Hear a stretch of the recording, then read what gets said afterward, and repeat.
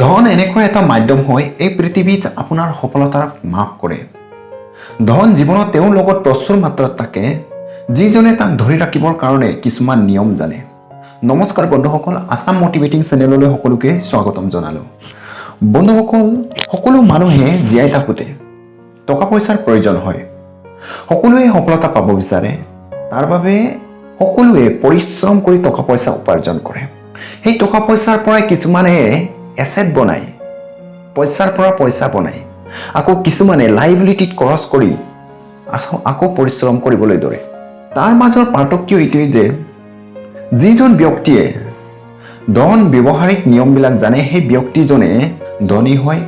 আকৌ যিজন ব্যক্তিয়ে সেই ধনৰ ব্যৱহাৰিক নিয়মবিলাক নাজানে তেওঁ দুখীয়া হৈ জীয়াই থাকে।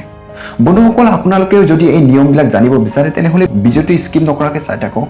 এই নিয়মবিলাক সুন্দৰভাৱে এটা কিতাপত দিয়া আছে। এই কিতাপখনৰ নাম হৈছে the richest men in the Babylon. এই কিতাপখনৰ লেখক জৰ্জ এছ ক্লেচন। বেবিলন এটা বিশ্বৰ ভিতৰত সবাতোতকৈ ধনী চহৰ আছিল। এই চহৰৰ ভিতৰত সকলোতকৈ ধনী ব্যক্তি এজন আছিল, তেওঁৰ নাম অৰ্কট। সেই ব্যক্তিজনে আগতে তেওঁ আৰ্থিকভাৱে বহুত দুৰ্বল ব্যক্তি আছিল। অকল দুখীয়াই নাছিল, তেওঁ দুখীয়াতকৈ দুখীয়া ব্যক্তি আছিল তেওঁ।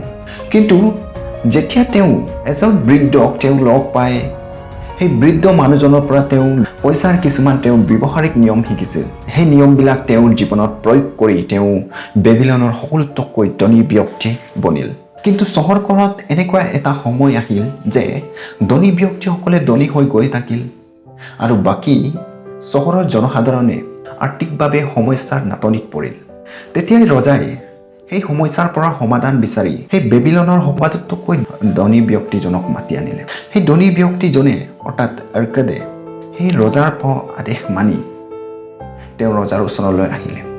তাৰপিছত ৰজাই ক'লে, অৰ্কট, তুমি এই বেবিলন চহৰখনৰ সবাতোতকৈ চহকী ব্যক্তি। তুমি ইমান কেনেকৈ চহকী হ'ল? কেনেকৈ তুমি ইমান ধন সম্পত্তি বনাব পাৰিলে? তুমিওতো দেখোন এক সময়ত আৰ্থিকভাৱে বহুত দুৰ্বল ব্যক্তি আছিল। তুমি কওকচোন, ধন সম্পত্তি কেনেকৈ বনায়? ইয়াৰ ৰহস্য কি? ইয়াক আনক শিকাব পাৰিবনে? তেতিয়া অৰ্কটে ক'লে, হয় মহাৰাজ, এজন জানে যদি তেওঁ আনকো শিকাব পাৰে। ৰজাই তাক শুনি বহুত আনন্দ হ'ল আৰু সেই ধনী ব্যক্তিজনৰ পৰা প্ৰাৰ্থনা কৰিলে যে এই জ্ঞানবোৰক আমাৰ এই বেবিলন চহৰৰ জনসাধাৰণকো শিকাওক, যাতে সিহঁতেও এই জ্ঞানবোৰক জানি আৰ্থিকভাৱে উন্নত হ'ব পাৰিব। তেতিয়াই এই চহকী ব্যক্তিজনে অৰ্থাৎ অৰ্কটে বেবিলনৰ জনসাধাৰণক মাতি এটা এটাকৈ এই নিয়মবিলাক জনাই দিয়ে। তাৰে ভিতৰত প্ৰথমটো নিয়মটো হৈছে উপাৰ্জনৰ পৰা 10% সঞ্চয় কৰক। সকলো মানুহে সৰু হওক ডাঙৰ হওক উপাৰ্জন কৰে। সেই উপাৰ্জনৰ পৰা প্ৰতি মাহে 100 10% সঞ্চয় কৰি ৰাখিব লাগে। অৰ্থাৎ আপোনাৰ পকেটত যদি 10 টকা বঢ়ায় তেনেহ'লে তাৰ পৰা 9 টকাহে খৰচ কৰিব, 1 টকা আপোনাৰ সঞ্চয়ত ৰাখিব। তাতোতকৈ যদি আপোনালোকে বেছি সঞ্চয় ৰাখিব পাৰে তেনেহ'লে আপোনালোকৰ ইচ্ছা সেইটো। 2 নম্বৰ নিয়মটো হৈছে আপোনাৰ খৰচবোৰক নিয়ন্ত্ৰণ কৰক। মানুহে যিমান উপাৰ্জন বৃদ্ধি পায় সিমানেই খৰচো বৃদ্ধি পায়, কিয়নো খৰচৰ লগত ইচ্ছা মিলিত যায়। ইচ্ছাবোৰ পূৰণ কৰোঁতে উপাৰ্জনৰ টকা শেষ হৈ যায়। সেইকাৰণে আপোনাৰ খৰচক নিয়ন্ত্ৰণ কৰি 90%ৰে আপুনি আনন্দ উঠাবলৈ চেষ্টা কৰিব। আপুনি সেই ঠাইতে খৰচ কৰিব যিটো ঠাইত আপোনাৰ প্ৰয়োজন। মানুহে সম্পত্তিত খৰচ নকৰি বেছিভাগ লাইবিলিটিত খৰচ কৰে। সেইকাৰণে সেই ব্যক্তিজনে জনসাধাৰণক তেওঁ বুজাইছে যে অপ্ৰয়োজনীয় বস্তুত খৰচ নকৰি আপুনি যিমান পাৰে সম্পত্তিত খৰচ কৰক।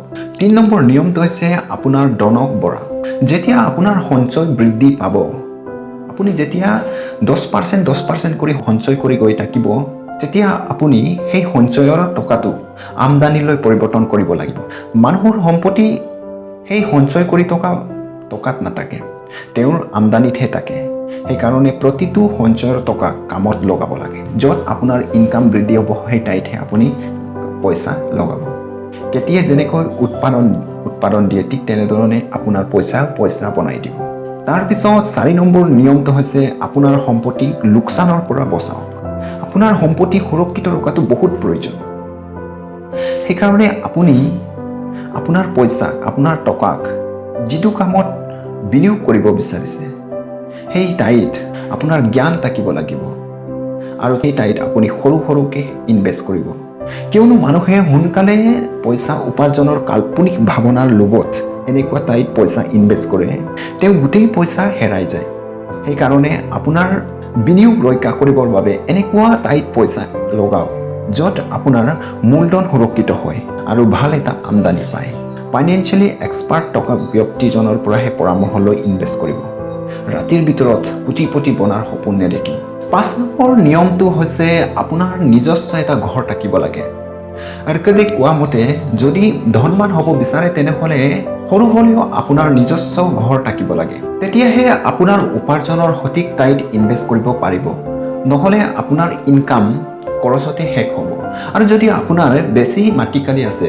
নাইতো গড় আছে তেনেহ'লে সেইবোৰক সম্পত্তি হিচাপে ব্যৱহাৰ কৰক তেতিয়া আপোনাৰ আমদানি বৃদ্ধি পাব 6 নম্বৰ নিয়মটো হৈছে ভৱিষ্যতৰ কাৰণে আমদানি নিশ্চিত কৰক প্ৰতিটো মানুহে ল'ৰাকালৰ পৰা বৃদ্ধ অৱস্থালৈ আহে এয়া জীৱনৰ ৰাস্তা হয় সেইকাৰণে এজন ব্যক্তিয়ে আহিব লগা ভৱিষ্যতৰ কাৰণে আমদানি সুনিশ্চিত কৰি ৰাখিব লাগে যেতিয়া আপোনাৰ ডেকা সময় গুচি যাব আপোনাৰ পৰিয়ালক সুৰক্ষিত ৰাখিবৰ কাৰণে এটা সুনিশ্চিত ঠাইত ইনভেষ্ট কৰি ৰাখিব লাগে যেনেকৈ ঘৰ বা মাটি আদিত ইনভেষ্ট কৰি ৰাখিব লাগে যেতিয়া সময় পৰিৱৰ্তন গৈ থাকিব আৰু সেই আপোনাৰ সম্পত্তিবিলাকৰ দাম বৃদ্ধি গৈ থাকিব এই সময়ত আপোনাৰ সম্পত্তিবিলাকে বহুত ভাল আমদানি আনি দিব তাৰ পিছত হেকত সেই ধনী ব্যক্তিজনে বেবিলনৰ ৰাজ্যক বুজাইছে যে আমাৰ সকলোতকৈ ইম্পৰ্টেণ্ট হৈছে ফাইনেন্সিয়েল নলেজক ইম্প্ৰুভ কৰা আমি সদায় প্ৰতিটো সময়ত